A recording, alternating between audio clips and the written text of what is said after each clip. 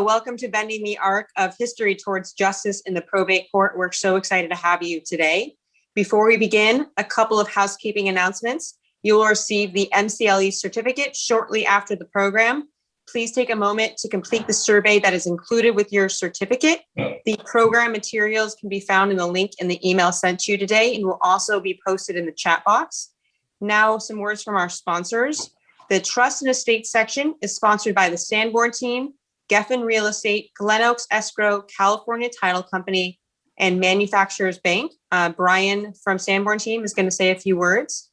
Thank you, Megan. Thanks for the support of this bar. We've had the good fortune of selling over 40 properties in 2021, of which 29 required court approval.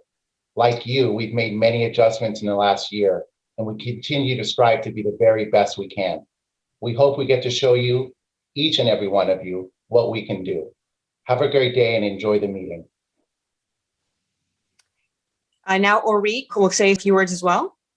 Thanks, Megan. Hi, everyone. I'm Orit Kadish, broker and owner of Geffen Real Estate, a dynamic brokerage specializing in serving the trust and estate community with a team of 25 agents with boots on the ground throughout Southern California. I recently launched my book titled The Practitioner's Handbook for Probate Real Estate. Thank you so much to those of you who have read it and wrote a review. I truly appreciate it. For those of you who have not read it, please take a minute to check it out. It's available on Amazon and the link is in the chat box. Take a few minutes to read the reviews, and if you're interested in reading it and providing a review, please text me and I'll have a complimentary copy shipped to you. Enjoy your program. Back to you, Megan. Thank you, Orit. We're also sponsored by Glen Escrow. Marcine Klein is a full-service escrow officer specializing in probate, trust sales, conservatorship, and both court and independent administration of estate act transactions. On a daily basis, Marcine works to ensure that even in the most challenging escrows close smoothly and that our clients are happy with their experience. California Title Company provides comprehensive and timely title insurance protection for home buyers, including first-time home buyers, sellers, veterans, and military personnel, seniors, real estate agents and brokers, mortgage lenders, and commercial real estate professionals. Let Manufacturers Bank do it for you in order to simplify your banking. Manufacturers Bank has a dedicated trust and estates banking team with the experience to handle all your banking needs. Please contact Brian Flores, the Vice President and Senior Relationship Manager, for more information. Now I will let David Shapiro present the legal updates. Thank you, Megan. I have only one case for today in the marriage of Elizabeth Ann Wendt and William Nicholas Pullen, Court of Appeals case C084083, 3rd District, filed December 18th, April 28th, 2021. William Wendt created a trust with the income going to his daughter, Elizabeth. The trust included a spendthrift provision. Elizabeth married William Pullen and later filed for dissolution of the marriage. The issues in the case included child and spousal support and attorney fees. Elizabeth requested the trustee to disperse funds for her support, and the trustee refused her request. William filed a motion to join the trustee in the dissolution action and compelled the trustee to distribute funds to Elizabeth to pay spousal and child support. The family court granted the motion and ordered the trustee to pay from the trust $73 a month in child support. Additionally, William filed a motion requesting the court to order the trustee to pay $76,141 in attorney fees under Family Code Section 2030 that allows a party without the financial resources to seek attorney fees from the other party. The $76,141 sought were specifically for the costs and fees associated with bringing the motion to join the trustee in the action. The court denied the request and William appealed. The Court of Appeals reversed the trial court. Although generally a creditor cannot reach a spendthrift trust and may only recover from the distributions made to the beneficiaries, certain creditors may reach the corpus. Such creditors include the recipients of child and spousal support orders. California allows third parties to recover from the trust for liabilities arising from the trust administration. The attorney fees and costs incurred were claims against the trust for a debt arising due to the trust administration and thus exempt from the trust spendthrift provision. That's it. I now turn it over to Kevin Harrington to introduce today's speaker. Thank you, David. Hello, everyone, and I am a program co-chair of the Trust and Estates section. Today, we are honored to have Terrence Franklin of Sachs, Glazier, Franklin, and Lodes share with us the riveting story of his fourth great-grandmother, Lucy Sutton, and her fight in the probate courts to uphold the last will and testament that emancipated her, her children, and grandchildren, as well as the stories of 3 other Black women, all contemporaries of Lucy, whose lives were deeply impacted by anti-racist legal strategies that played out in the probate courts of the antebellum South. Terry is a seasoned attorney with nearly 3 decades of experience handling trust, estates, and probate litigation matters, disputes, and appeals. His breadth of experience underscores his firm's long-standing reputation and the reason why clients turn to his firm for complex cases involving significant dollar amounts. Terry is an active member of the trust and estates legal community, including serving as chair of the Diversity, Equality, and Inclusive Committee of ACTEC. Terry has a great program for us today, and Terry will try to answer any questions that you may have at the end of the program. I'll now turn it over to Terry to.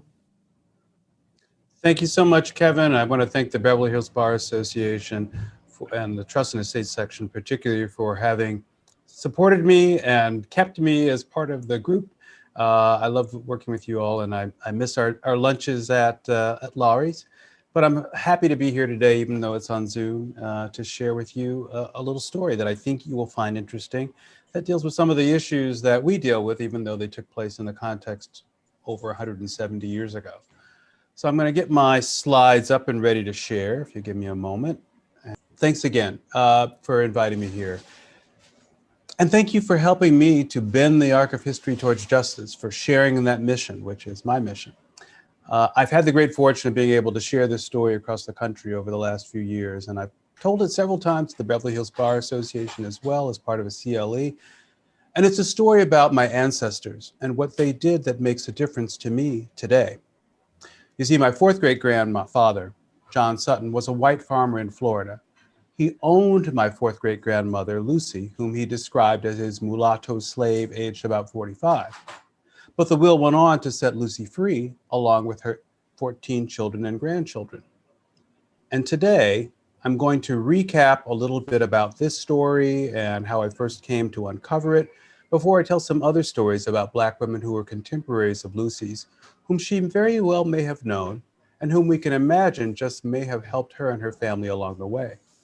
They, like Lucy, faced obstacles until they pushed back and said, hell no, to slavery and racism in the antebellum courts in the ways that they could. So let me give you a little bit of a refresher / extended scenes from last time of what this whole story is about. It all started with my great aunt, Viola, who was born in 1914. And I'll tell you a little bit more about why she was so special to our family shortly, but suffice it to say that in 2014, she was going to be celebrating her 100th birthday. And, you know, we as African Americans and lots of other folk, we have these family reunions where we get together and have a chance to share with one another and spend time. It's especially important for, I think, for a lot of African American families after the Great Migration and slavery and the things that separated us. I'll just quickly show you, you saw Aunt Viola before. She was the youngest of my mother's aunts. There she is, and her husband standing behind her is Harold Walker, who was a Tuskegee Airman. This is my great-grandmother, Florence, and my great-grandfather, Alonzo. I didn't know either one of them, Alonzo Cram. My grandmother over here, Leora, and my grandfather there. And my mother would have been down here on the floor with the other, with her cousins, except she was up in Chicago while they were down in Southern Illinois. So she missed that 50th anniversary from celebration for her grandparents. Now, we were celebrating in 2014 for Aunt Viola and having this little mini family reunion, just like we used to have these old reunions. And I was trying to think of some way to especially honor Aunt Viola. And I was remembering back to another family reunion that I'd attended in 2001 in Chicago, which is where my family was from.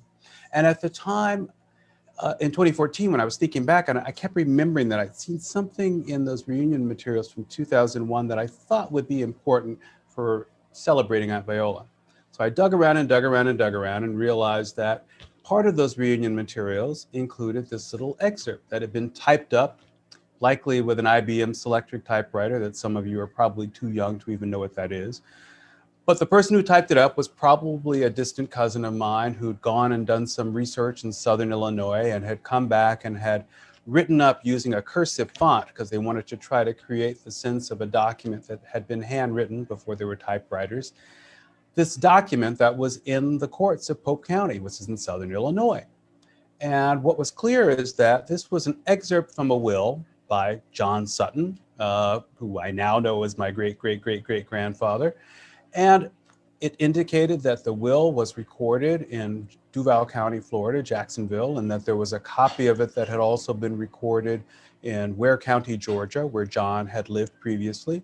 And that there was also a copy that was recorded in Illinois, which is the copy that this cousin of mine had bothered to type up so that they could share it with our family and have it be a part of our family history.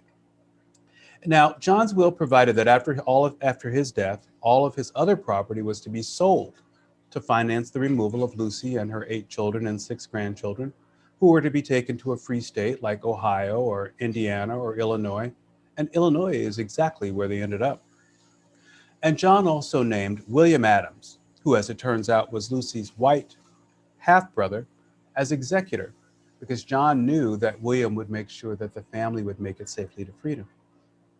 Now, because I had been practicing trust and estates litigation, handling will contests and things like that for 25 years, and because I was a fellow in the American College of Trust and Estate Counsel, ACTEC, I set about trying to track down a copy of that will, since I knew from the excerpt exactly where copies were supposed to be located in Illinois and where the family had ended up, and in Georgia and in Florida. And I reached out to 2 lawyers in the ACTEC directory to see if they might be able to help me with the Florida part of this journey. And the first lawyer called me back and left me a message, and she explained that the Great Fire of Jacksonville had destroyed the entire city in 1901, and I was highly unlikely to find any records dating all the way back to 1846. But a paralegal called me back from the other firm that I'd called. And as I began to explain what I was looking for, something that honored and recognized my great aunt Viola, and I started telling her about what she meant to our family and about how she'd walk 4 miles each way to get her degree at Southern Illinois University, and how she traveled supposedly with her husband, Harold, to Alabama to teach children of other airmen in training. And as I told this story to this paralegal, Anne, I think she got inspired. She said, "Let me see what I can do." And by the end of that day, I had an email from her. "We found a John Sutton file. We don't know if it's the right one, but we should have it by Friday." Now, mind you, this was Friday of the week before I was supposed to be going back to the Midwest for my Aunt Viola's 100th birthday celebration. And that Friday, when I went into the office, I had another email from Aunt Tatum. "Attached is the will, but I'm not sure you'll be able to read it." So I had these images on this little email that she sent to me. And she said she'd found the will, and she told me to call her. And she asked me what to do. And I said, "Take a picture." And that was when, across the internet and across 170 years of time nearly, I saw this image of this red wax seal on brown faded piece of paper. And there were 3 images. That was the back of the envelope, if we want to call it that. But this was in the days before we had lick 'em, stick 'em envelopes. And they would just take 2 pieces of paper, a piece of paper, and fold it over with 2 folds and seal it with the wax seal. And now you're looking at the back of the envelope, which has some inscriptions from the drafting lawyer, whose name was Gregory Yale, who indicated that this was the will of John Sutton that he'd written on January 24th, 1846, and that he was depositing with the clerk of the court in Duval County on that following Monday of January 26th. And one more image. It was a 2-page document, and it was ultimately marked at the bottom with John Sutton's X. It was kind of a cross, actually. Well, after John died, the family did, in fact, sell everything. There was no real property, by the way, for those of you who are wondering. It was all about 500 cows and household property and furnishings. And I suspect that perhaps there was a decision made by John at some point to leave behind any interest in his family's holdings, including any real estate that they might have had. I'm still digging that around, because I think he made the choice that they were going to move to Florida and try to live in a different way. But we'll learn a little bit more about that in a minute. So after John died, the family did in fact sell everything they had, and they traveled with William Adams from Jacksonville onto boats around the Florida Peninsula, through New Orleans, and then up the Mississippi to Illinois, where they finally were able to claim their freedom in December of 1846. And I was able to go in 2014 to my great aunt's celebration and show her and share with the family these documents that I somehow managed to track down despite the Great Fire of Jacksonville in 1901. Well, at the family reunion, one of my younger cousins, as I was telling the story and wondering if we should add the name Sutton to our family reunion group, because that wasn't part of our group at the time. We'd had these different clans. And this young cousin of mine said, well, why do we want to be named after the man who was the rapist, who raped our ancestor, slave master? And I listened to that and it struck me, and I was kind of disturbed by it because it really was true. We know that Lucy was enslaved by John. He owned her. We know that there's no consent in a relationship like that. Is it even a relationship? But we do know that he set her free ultimately. And we also know that Lucy used the name Sutton eventually, so she had some connection to that as well as her children. But I kept wondering, what was this relationship, if there was a relationship between John and Lucy, someone who he owned, who couldn't choose whether she would love him or care for him or not? Well, I guess because I'm both a little bit of a romantic and a Pollyannish, and because I also feel a connection to this white ancestor of mine as I do to the black one. I wanted to give him a little bit of humanity as I wanted to give humanity to Lucy, and also some autonomy in controlling her situation. So I started thinking about it, and to sort of wrap my head around it, I ended up writing an article, tracing one family's path to freedom through love. Whether this was love of John for Lucy, or Lucy for John, or Lucy for her family, who she made sure would be set free, I can't say. But after I wrote that article, I got an email from a professor. Her name is Bernie D. Jones, and she teaches at Suffolk University. And she sent me an email and explained to me that she'd written a book called Fathers of Conscience, Mixed Race Inheritance in the Antebellum South.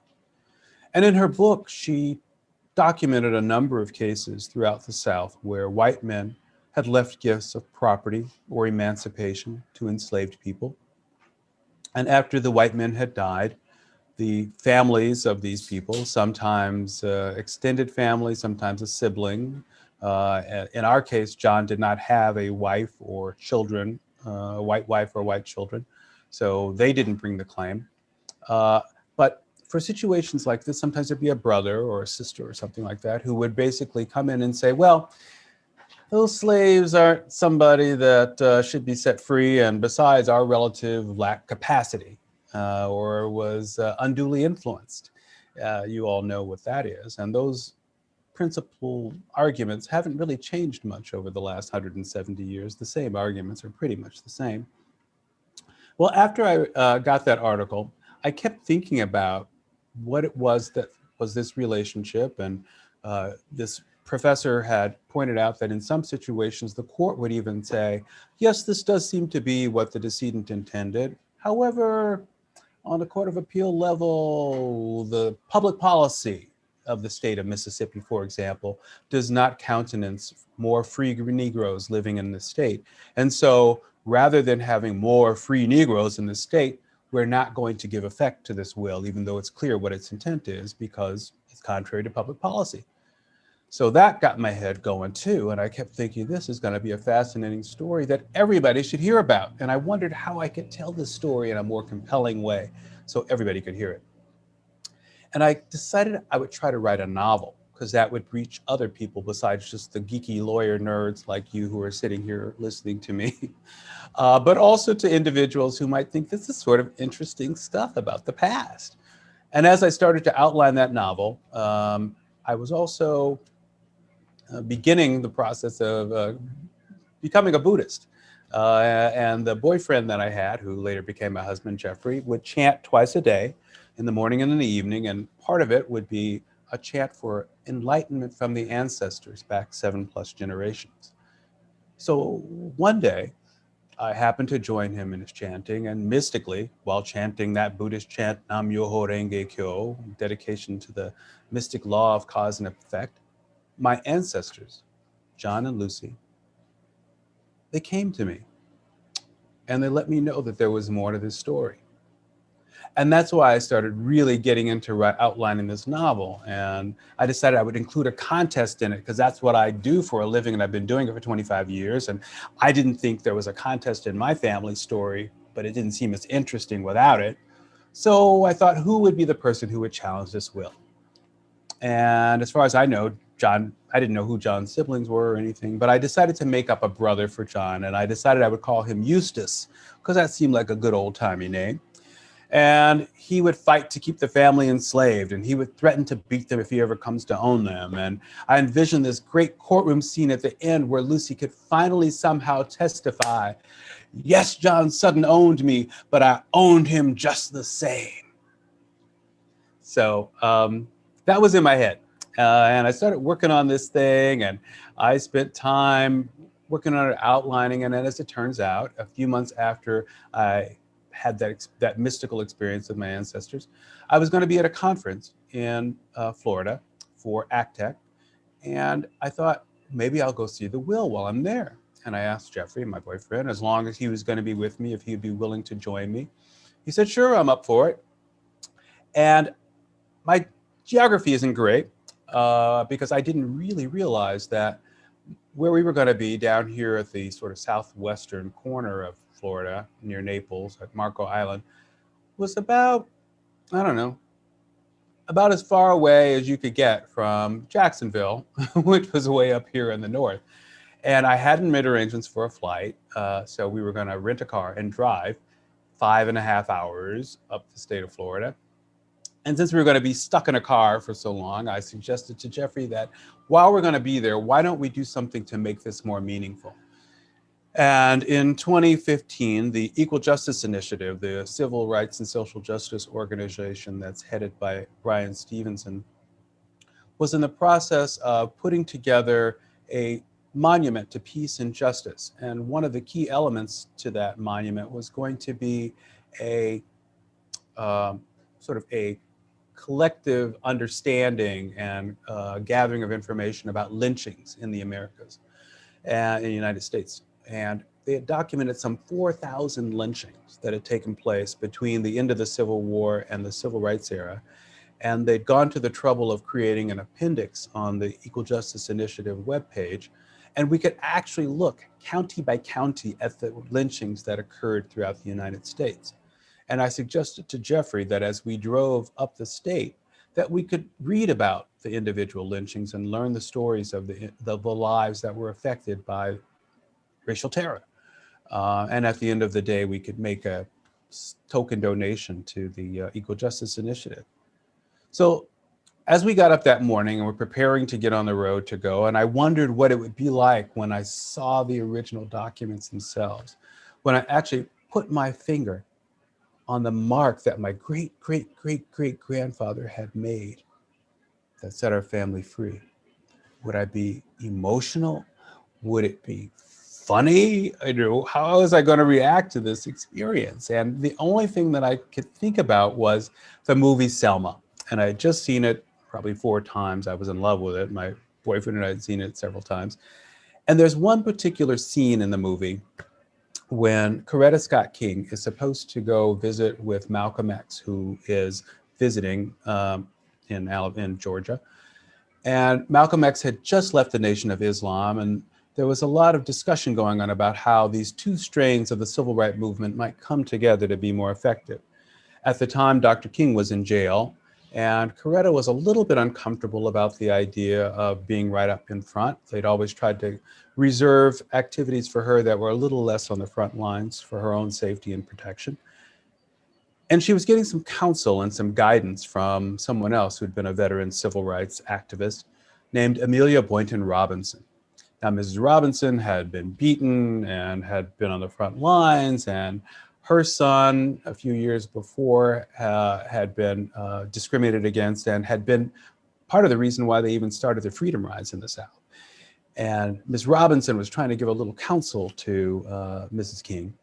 And these 2 elegant Southern ladies walking along in their suit dresses, tweedy with their purses, arm in arm. And Mrs. Robinson says to Coretta, "Do you want me to tell you what I think about at times like this that gives me comfort? We are descended from people who gave civilization to the earth, people who crossed vast oceans in the hulls of slave ships, people who overcame terrors and tortures unimaginable, people who create and thrive and innovate and love. And their blood runs through you. It's pumping your heart right now. You are already prepared." And that's what was going through my head as the water came down on me in the shower on that day. And I came out and Jeffrey was chanting, and we got in the car, we turned on the radio, and NPR was announcing the results of the results of the Justice Department's findings and conclusions in connection with the civil unrest that had taken place in Ferguson, Missouri, after the killing of Michael Brown. And we started driving up the state of Florida, and along the way, we counted the lynchings, and we read those stories about the racial terror and how individuals were killed and how their families were harmed and how whole communities were devastated, and how the whole point of this terrorism was to send a message to all Black people not to expect to be treated the same as whites. Well, in the end, we arrived in Jacksonville 125 lynchings later. This is a note from Brian Stevenson thanking us for the $125 donation that we made. $1 is a token donation for each one of the lynchings. And we actually finally arrived at the courthouse in Jacksonville. And here we were, these two gay guys in our jaunty fedoras. Well, here we are outside the Duval County Courthouse, where I'm expecting that I'll actually be able to see and inspect and touch my great-great-great-great-grandfather John Sutton's will from 1846.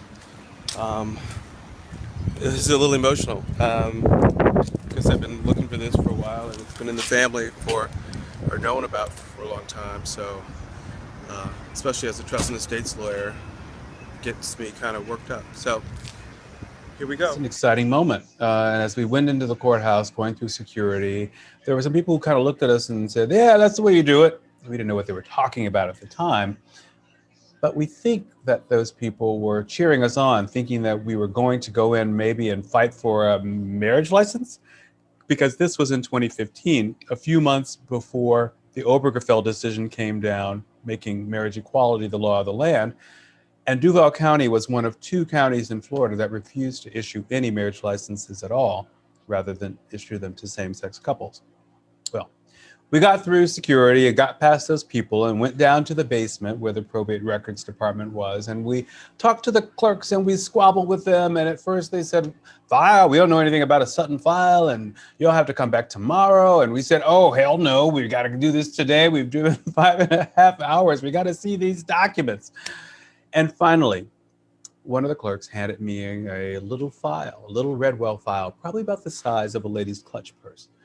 And she handed it to me, and I sat down in this crowded, it was sort of a noisy room. And Jeffrey actually videotaped me as I opened this thing, and I took the strap off this little file. And as I opened it up, it was almost like I had a sense of the smoke and the ash of the Great Fire of 1901 that these records had somehow managed to survive, to make their way to me so I could share them with you today. And when I opened it up, it was almost like the records had a glow. Like it was almost kind of a gleeful anticipation of the words on the page, or the people whose lives were reflected in the words on the page, who were somehow feeling that their great expectations might finally be fulfilled, that somebody might actually understand what these documents are and be able to share them with the world, and to be able to share them with you today. Here's that moment when I first opened the file and saw these documents that I had seen a year before for the first time.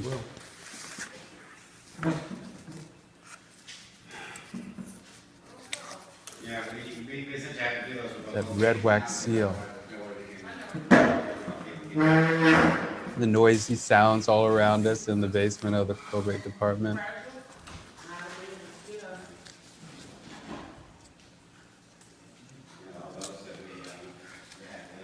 There it was, two-page will. It's just like it looks. Now, I was expecting, as I said, some kind of revelatory moment, exegesis, crying, emotions, but none of that happened. Why not? Because I realized for the first time that there were a bunch of documents in this file besides just the will, which only makes sense, but it just had never occurred to me that there was other stuff there. And so the lawyer kicks in and I'm start trying to figure out what's going on. And I'm flipping through the pages to see what is this stuff. And I'm finding an appraisal, you know what that is. And I'm finding a citation to appear and directing the referees to go out and to appraise the property that's in the estate. All the stuff that you all know as trust and estates lawyers. And as I consider what was in that document, I realized and remembered that the will did establish a trust obligation. Article 4th of the will said that John willed and bequeathed unto his friend and relation, William R. Adams, formerly of Ware County, all the slaves, the property, the future increase of the females, the said cattle, etc. And William R. Adams was to remove the slaves and whatever property there was and permit them to be removed beyond the jurisdiction of Florida and into the states of Ohio, Indiana, Illinois, or a foreign country where they could be released from the condition of slavery. Now, the will also said in Article 5th that I further declare that in case the above conditional bequest to William Adams is in any way impeached in a court of justice, except by anyone except for Adams, anybody who's claiming a right under him, then that bequest will be absolute and conditional. And so William will own them outright. If somehow somebody challenges the will and says that Lucy and her family aren't truly free, then William will own them outright. So John clearly had a lot of trust in William Adams. And as I think I mentioned, Lucy's half-brother, it turns out, was William Adams. So John trusted that William would make sure that they made their way to freedom. Now, the records also indicated something else. Good. So I thought I was just going to find the will, but there's a lot more here than I thought because this is the whole probate file. So it includes the petition to appoint William Adams as the executor. It includes a bond that he had to post for administering the estate, a bunch of other papers. So I'm kind of taking a quick survey to see what this is. I'm glad I'm a T&E lawyer because it helps me know what these documents are all about. Oh, here's an argument about slaves cannot be manumitted and be free in the state, either directly or indirectly, except upon certain conditions, restrictions, blah, blah, blah, blah, blah. And I, your petitioner, further showeth unto your honor that so much of said instrument as provides that certain personal property shall be appropriated to the use and benefit of such slaves, owing their slavery and otherwise, is contempt to the statute of the state. There's a whole case that deals with, I'm going to have to spend a lot more time here. Jesus. And that was the moment when I realized that my novel was true life. It was a real story. This really did happen, that the guy that I made up named Eustace as the old-timey name, brother of John who challenged the will, was really named Shadrach, which was even more old-timey than I possibly could have imagined. And Shadrach filed a petition, and he said that he was informed and believed that John was at the time very aged and infirm, bodily and mentally, and that he had been wandering in his intellect and subject to the most childish and extravagant superstitions, that he was kept constantly supplied with and under the influence of ardent spirits, alcohol, that his credulity and imbecility made him an easy dupe to the artifices of designing persons who represented to him that the families of children heretofore mentioned were his offspring, when in fact, as petitioner is informed and believes, none of said children were his. So my trust and estate lawyer friends, you got to know exactly what was going on. They were alleging a lack of capacity. They were alleging undue influence. They threw in a special deal that he was plied with alcohol. And if anybody files any will contests in any cases where they say that the decedent was plied with alcohol, I know you're going to say that because you got that from me in this in this presentation. But they also said, at least Shadrach also alleged, that those children weren't even John's children. How dare they? Which is kind of an interesting thing for him to say, because the will never said that the children were John's children. It just said Lucy had 8 children and 6 grandchildren, and it lists them by name and age, and they were all to be set free because they were owned by John. But the fact is, everybody knew exactly what was going on. Everybody knew that John owned those people who were his children. He also alleged that John Sutton was not of sound mind and disposing memory and was incompetent to make the will, and therefore his document should be null and void. And your petitioner further showeth unto your honor that he's advised and believed that slaves cannot be manumitted and set free in this state, either directly or indirectly, except upon certain conditions, restrictions, and limitations. What's that about? Well, as it turns out, there was a statute in Florida. The will. Here's the will contest. That prohibited you from emancipating slaves unless they paid a fine, a $200 fine per slave. And they also had to post a bond for the value of the slaves for so long as they remained in the state of Florida, but they had to get out within 30 days. So not only would you have to put money out, you couldn't even keep them in the state anyway. And that was what we learned from the file. Papers exhibited headed the will of John Sutton, dated 24th January 1846. I think were prepared by deponent. This is the testimony of Gregory Yale, who was the drafting lawyer. The testimony was actually the judge's handwritten notes from the trial. Deponent at the request of the deceased, John Sutton, and by his instructions.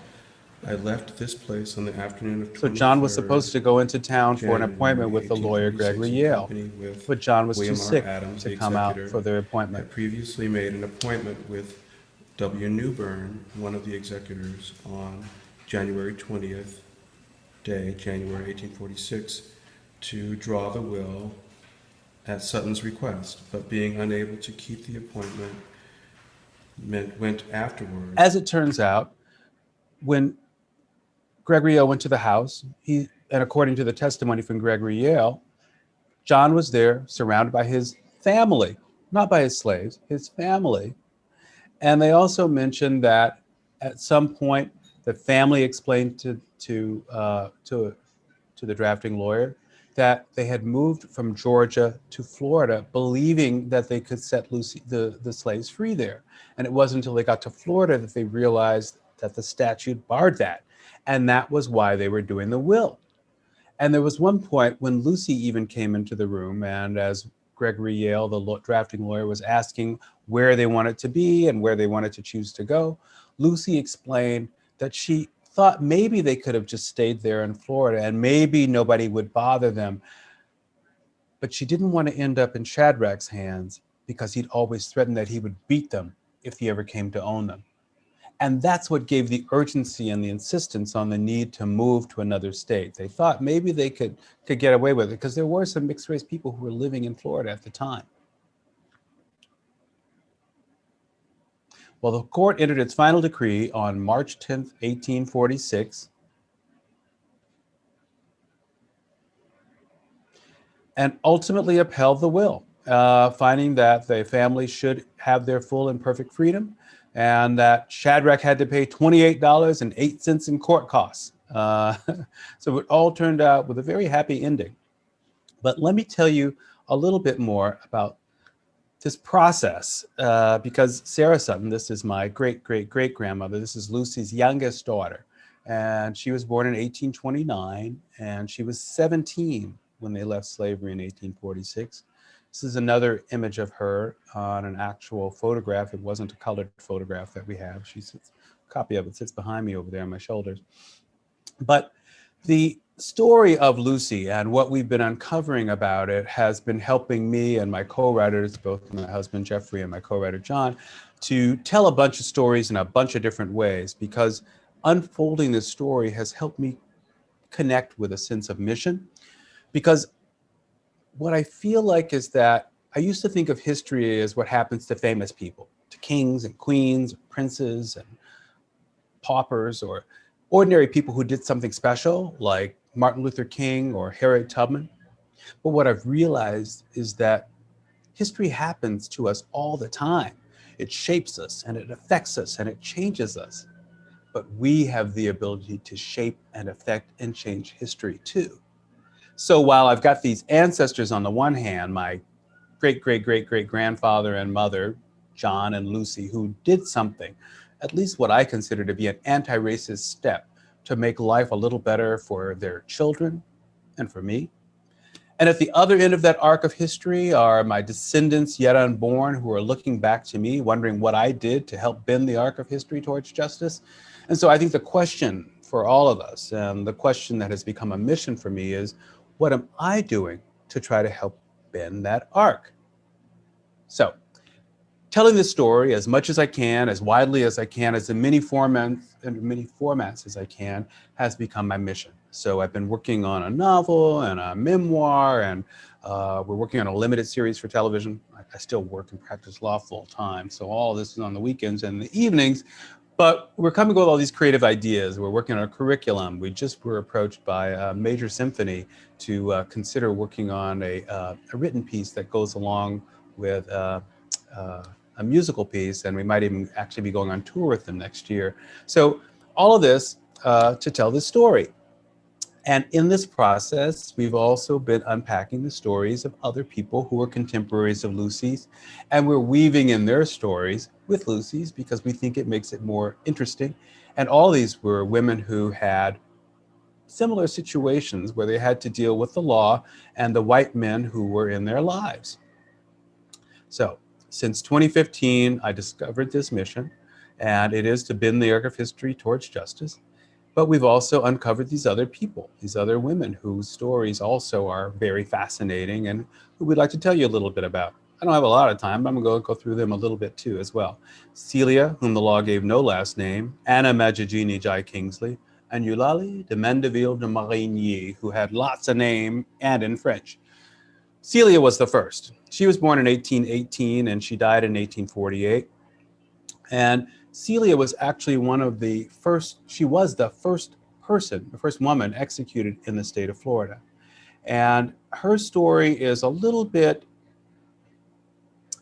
it's a weird situation. And I want to tell you about it, but I want to tell you about it in the context of another person whose name was also Celia, who was also the first person executed in her state, but who was executed in the state of Missouri and not the state of Florida.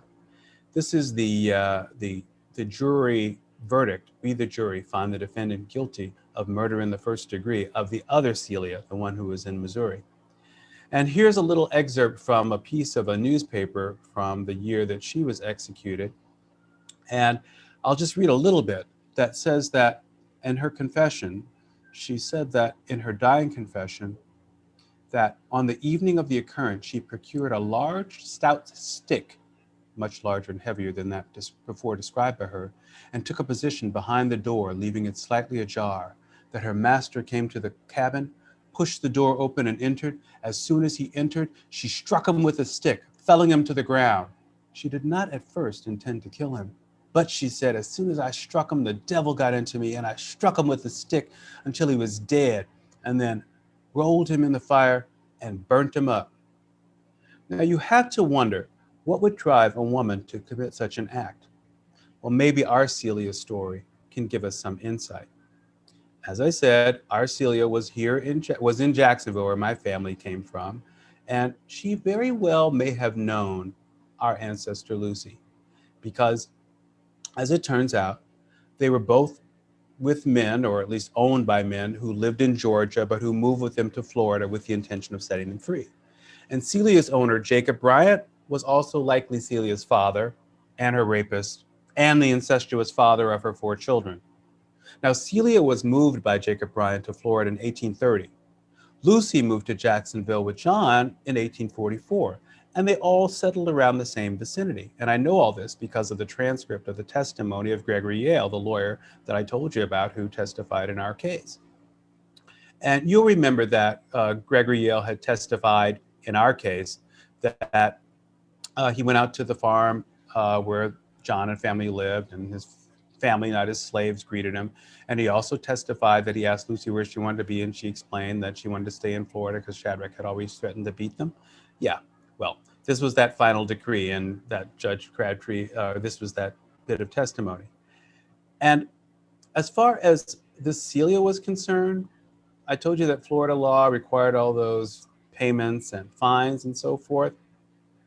Well, Jacob Bryant apparently had abused Celia and her family terribly. Yes, he had moved them there, and yes, he had gotten manumission papers for them, but he was really a horrible person. And although the facts of Bryant's killing are a little murky, we're able to figure out, based on his probate file, something like this. On December 7th, 1847, about a year after my family was safely in Illinois, Celia used the foot-long blade on a drawing knife that you use to make shingles to slash Bryant's head after beating him with the long handle of the knife. And according to court records, Celia was reacting to discipline that Bryant was trying to administer. More likely, he was looking to rape her and her children again, and she finally just said, hell no. She was swiftly tried, convicted by a jury of 6 white men. And interestingly, although Celia's conviction was for manslaughter and not murder, the jury recommended clemency or mercy. And the judge, however, sentenced her to death. Now, Celia's attorneys appealed the judge's decision, and the trial jurors actually petitioned the governor asking for clemency for Celia. What's going on? Half the citizens of Jacksonville took up Celia's cause, and half wanted to see her hang. Imagine a polarized time where half the population wants to expand the rights for all people, and the other half of the population are intent on restricting, not expanding the pool of people entitled to the rights afforded by living in this country. And the people who want to restrict the rights are clinging to that power at all costs because they're mortally afraid that if they give in any more rights to the oppressed, that the newly empowered people will come after them with a vengeance and treat them as cruelly as the powerful had treated them. Well, it was kind of like that in Jacksonville at that time. In that area, as in many places at the time, there was a delicate racial balance. The population was about 50% free whites to enslaved blacks, and there was a little thin, small percentage of free people of color, as free mixed people were called. And most white folk were terrified that the free black people of color were likely to join with the black enslaved people and try to take over and kill the white people. Well, in this case, here's what happened. When Celia killed her father, the community all knew what a terrible person Jacob Bryant had been. And the half of the community that felt that he got what he deserved were all in favor of clemency. The other half of Jacksonville included, well, the ones who were in favor of clemency included the father of Jacksonville, Isaiah Hart. The other half of the community who wouldn't let a white man die at the hands of a black woman without her dying too, they were thinking that this was really threatening the stability of the community. Well, she ultimately was executed on September 22nd, 1848. She hung for an hour. But that wasn't the final indignity, because after Celia's execution, the fate of her children hung in the balance, and they had been manumitted by Bryant as well, but not legally because he hadn't paid the fine and they were still in the state. So when she was locked up, her 4 children were all locked up too. Now, her owner, old Jacob Bryant, his relatives came down to Florida from Georgia, and they fought to keep those people enslaved. And they argued that the laws for emancipation hadn't been met, and they wanted to take ownership of these people. Now, Jacob's family, they hired Gregory Yale, the same lawyer who drafted the will that set my relatives free, to fight to keep Celia's kids enslaved. Now, Isaiah Hart, remember the father of Jacksonville? He was named as the executor of Jacob Bryant's estate. And Judge Crabtree, the same judge who upheld the will that my ancestor John did that freed Lucy and her children, that's the same judge. Well, he ordered that Celia's kids could remain free. But they were subject to being sold by the state of Florida. And in the end, Jacob Bryant's family probably had their control over them. We don't know exactly what happened to them. They might have slipped in with Seminoles who also were in the area. where a lot of African Americans found themselves slipping in. A little side note is that Isaiah Hart, the father of Jacksonville, who tried to protect Celia's children, he was sympathetic to the cause of the mixed race people. And we know that in addition to having a wife and children, he also had Amy, a mixed race enslaved woman who bore his children and whom he eventually emancipated and left the bulk of his estate. It's crazy. Now, I'm running out of time. I'm just going to quickly just highlight who the other women were, and then maybe take a couple of questions. I know we're going to be done at 1:30. Anna Majigini Jai Kingsley. I'll give you a quick overview on who she was. She was an African princess descended from two royal lines. She was taken from Africa at about the age of 12. The man who owned her was named Zephaniah Kingsley. He married her in a ceremony in Cuba. They raised 4 kids together. He set her free in addition to those children, and he installed her as a person who was in charge of his plantations as he was traveling around as a planter and as a ship captain. He also had 2 other wives, and the women were not surprised by this. They were used to sort of a plural marriage arrangement in Africa, and they each sort of had their own fiefdoms and things that they were controlling. As I said, he set her free, and in addition to the 3 children that they had at the time, they ended up having a 4th child as well. Now, I want to say this about Zephaniah. Zephaniah Kingsley argued to the Florida Territorial Council, as Florida was becoming a state in the Union, that Florida should recognize a class of people, these mixed race people who were not enslaved. Well, the state of Florida disagreed with that, so that was not upheld. And so he had to do what he could in the little ways that he could to protect the people that he cared about, Anna and the 4 children that they had together. So he married off the daughters to white men who stayed in Florida. The sons were in Haiti, along with Anna, where they were safer because Haiti was Haitian African Americans or Haitian slaves had thrown off their rulers, the French, and so were living there in a free state of Haiti. But after Zephaniah died, his sister challenged his will. His sister was actually the grandmother of Whistler. So Whistler's mother's mother was Zephaniah's sister. She challenged the will and she said, "No, Anna, you're not entitled to inherit any property in the state of Florida because you're Black." And Anna sent her son, her oldest son, to fight that battle. Unfortunately, Anna's son was killed at sea within a few months after her husband had died. And so Anna had to make a decision about what she was going to do. And she came back to Florida and she fought. And the lawyers that she hired made the argument that because she and Zephaniah had been citizens of the state of Florida, because Florida had been a territory of Spain at the time that Florida became a part of the Union, that they were entitled to all the rights and privileges of citizens of Spain. So the fact that she was a citizen of Spain trumped the fact that she was Black, so she was entitled to inherit the property after all. And so she thwarted that. And as it turns out, Judge Crabtree, my same judge, was the judge who made that ruling in Anna's case. Anna's descendants include Janetta Betch Cole, who was the president of Spelman College, and those ancestors are still around. Another person who's connected to Anna's story is the woman who wrote A Wrinkle in Time, the author Madeline L'Engle. And her grandmother had been friends with Anna, and the two would sit together, this African princess and apparently Susan, who was the grandmother of the author of Wrinkle in Time, said that Anna seemed very sad, and she nearly died of homesickness and was ostracized by both Blacks and whites there in her community. I'm going to skip the last one because I don't think we have time today, but I just want to tell you that this process of coming to understand this has helped me see how I can try to bend the arc of history towards justice. And I hope that you will also try and find ways to bend the arc of history towards justice as well. I'm going to wrap up with that. I know that I've seen a couple of questions in the chat. For example, I know somebody asked earlier about whether or not all the slaves were appraised, which I think is a fascinating question. And it's interesting because what happened on the appraisal was that the guys who were doing the appraisals, they appraised all the cows, 296 cows, and at, I think they were $1 a head, and the horses were $50. And so it was like a $1,900 estate. But down at the bottom, it said, the following were presented to the appraisals for their inspection. Lucy, aged about 47, Easter 27, all of the enslaved people.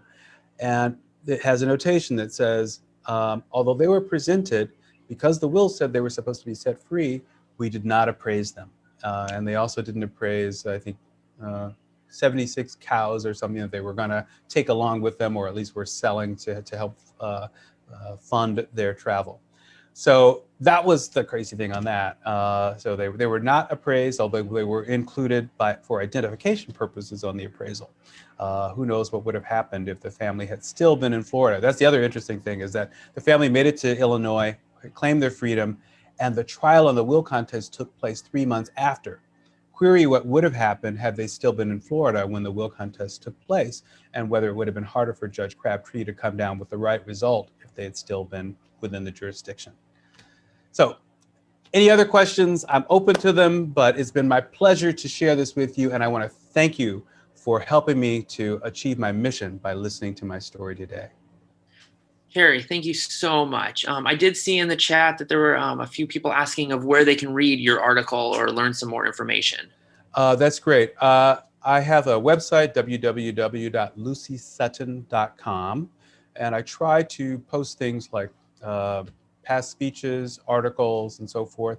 There's also a Facebook page, Lucy Sutton. If you go to the Facebook page for Lucy Sutton, you can also follow me, Terry Franklin, on Twitter and on Instagram, and I will post things from time to time, places where I'm going to be speaking or giving talks, and follow it, because some of this stuff is going to be coming out fairly soon, and I'm excited to share in every way possible. So look for the last will of Lucy Sutton and anything we can do to help show this story. Because I think if you can put yourself in the minds of the people in the 1840s, whether in Lucy's mind and see what the experience would have been like for an enslaved person, or in John's mind, and look, and you can look around and go, wow, there's a whole lot of oppression and horrible behavior going on. And then bring that memory to the present day and look around and ask ourselves if there are things that we are overlooking that we really should be taking action on in our day-to-day lives. So, well, thank you again so much for the great program. We really do appreciate you speaking to our section. Thank you very much, Kevin. It's been an honor.